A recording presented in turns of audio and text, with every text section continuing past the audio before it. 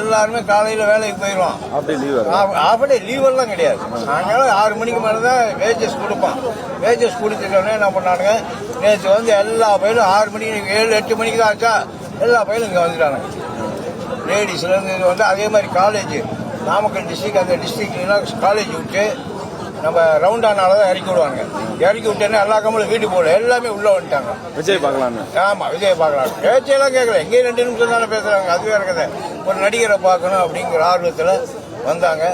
இதெல்லாம் கூட்ட நெரிசல் ஒன்றும் பண்ண முடியல. போலீஸ் வந்து லத்தி சார்ஜ் பண்ணுறதுலாம் போய் ஆம்புலன்ஸ் உள்ள வந்ததுக்காக அவங்க ஒதுக்குனாங்க. அவ்வளோதாண்டா. அது எங்க இந்த இடத்துல தான் அந்த ஜென்ரேட்டர் போட்டுருக்காங்க. பாத்தீங்களா? நான் கண்ணு முன்னாடி நான் பார்த்தேன். ஜென்ரேட்டர் போட்டுருக்காங்க பார்த்தீங்கன்னா அந்த இடத்துல அவங்க வர்றதுக்காக தான் ஒதுக்குனாங்க. அதை வந்து அவங்க வாலண்டியர்ஸே பண்ணாங்க. சனிக்கிழமை வேற தேதியில வச்சிருந்தா, எந்த தேதியில வச்சிருந்தா நடிகர் சொல்லுவாங்க. அதெல்லாம் ஒரு நேரம் குறிப்பிட்ட நேரத்துக்கு வந்தா குறிப்பிட்ட இப்போ 12 மணிங்கிறாங்க. எந்த அரசியல் தலைவரும் 1 மணி நேரம் முன்ன பின்ன ஆகும். அது ஒன்றும் ஃபால்ட்டு கிடையாது. ஒரு 2 மணி 3 மணிக்கு வந்துட்டு அந்த பிரச்சனையாக இருந்துங்க. ஆஃப்டர் 6ங்கிறது தான் எல்லாருமே ஆஃபீஸ் போக்குவரத்து எல்லாம் முடிகிற டைமு. எல்லாமே நடிகரை பார்க்கலாங்கிற ஒரு இடத்துல வந்துட்டாங்க. வந்தாங்க. ரைட்டு, சம்பவம் ஆகி போச்சு. இவர் வந்து இங்கேருந்து தாண்டதுக்குள்ள இந்த மெசேஜ் தெரிஞ்சிருக்கும். யாருக்கு? விஜய்க்கு.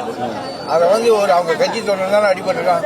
வந்து ஒரு ஆறுதல், ஒரு இரங்கல் கூட சொல்ல, நேராக திரும்பி போய் அங்க இருந்த ரிப்போர்ட்டரையும் சந்திக்கல, மெட்ராஸ் ரிப்போர்ட்டரை சந்திக்கல. வீட்டுக்குள்ள போய் இதயம் ஒருங்கிருச்சுங்கிறார். இங்க செத்து போயிட்டாங்க, அவருக்கு இதயம் ஒருங்கிருச்சுங்கிறார். ஆனா இங்கதான் இருக்கிறாரு, பக்கத்துல தான் இருக்காரு. அந்த டைம்ல திருச்சியில இல்ல, மெட்ராஸே போயிட்டாரு 10 மணிக்கெல்லாம். இங்க இருந்து போனவர் திருச்சி போயிட்டு ரிப்போர்ட்டர் கூப்பிடுறாங்க. ரிப்போர்ட்டருக்கு பேட்டி கொடுக்கல, தலையை குஞ்சுக்கிட்டே போயிட்டாரு. மெட்ராஸில் இறங்குறாரு. ரிப்போர்ட்டர் கேட்குறாங்க, அதுக்கும் பதில் சொல்ல உள்ள போயிட்டாரு.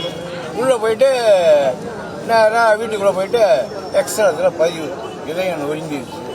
இங்க செத்து போயிட்டாரு. இதயம் ஒருங்கி என்ன பண்ணுறது? விஜய் என்ன பண்ணிருக்கலாம்னு நீங்க நினைக்கிறீங்க? என்ன ஸ்பாட்ல நிற்கிறீங்க? மற்ற அரசியல் இடம் வச்சுங்க, ஸ்பாட்ல வந்து நிற்பான். தன் தொண்டை அடிபட்டா செத்துட்டான். நீ ஒன்று கவர்மெண்ட் ஹாஸ்பிட்டல் போகணும், பிரைவேட் ஹாஸ்பிட்டலுக்கு போகணும். எல்லாம் சிஎம் நைட்டா வந்துட்டு போனார்ல. இங்க இருக்கிற லோக்கல் எம்எல்ஏ, எக்ஸ் மினிஸ்டர் எல்லாருமே அங்கே போய் நின்னாங்களே களத்தில். உங்க கட்சிக்கார எவனா நின்னானா?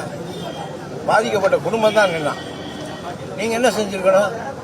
அந்த இடத்துல நின்றுக்கணும்ல, ஒரு ஆறுதல் சொல்ல. எல்லாம் நாங்கள் பார்த்துக்கிறோம், நடந்து போச்சு. ஏதாவது செஞ்சிருக்கணும்ல. இந்த மாதிரி சீஃப் மினிஸ்டர் நைட்டா வந்து பார்த்து என்ன செய்யணுமோ செஞ்சுட்டு போயிருக்காரு. உனி இங்க லோக்கலை தாண்டதுக்குள்ள உனக்கு இந்த மெசேஜ் வந்துருக்கும். மாவட்ட செயலாளர் வந்து பார்த்தாங்களா? இந்த லோக்கல் மாவட்ட செயலாளர் ஒன்றியம் ஏடிஎம்கேல வந்திருக்காங்க. தாவேக்கெல்லாம் அவர் இல்லை. தாவேக்கெல்லாம் அங்கே வந்திருக்காங்கன்னு வச்சுங்க, அவங்க நிலைமையே வேறையா இருந்திருக்கும். என்ன ஜிஹெச்ல நிலைமையே வேறையா இருந்திருக்கு. அவங்களாம் வந்திருந்தாலும் அவள வந்தது அடிச்சிருப்பாங்க மக்கள். நிலைமை வேற இருக்குன்னா எனக்கு தெரியாது. அடிப்பாங்களா இல்ல புத்தகம் கொடுப்பாங்களா நான் சொல்ல வயர்ல. அங்க என்ன பிரச்சனையாலும் ஏடிஎம்கேல வந்திருக்காங்க, டிஎம்கேல வந்திருக்காங்க, மற்ற கட்சிகள் வந்துட்டு போயிருக்காங்க. டிவிகே சார்பாக யாரும் வந்த மாதிரி நாங்கள்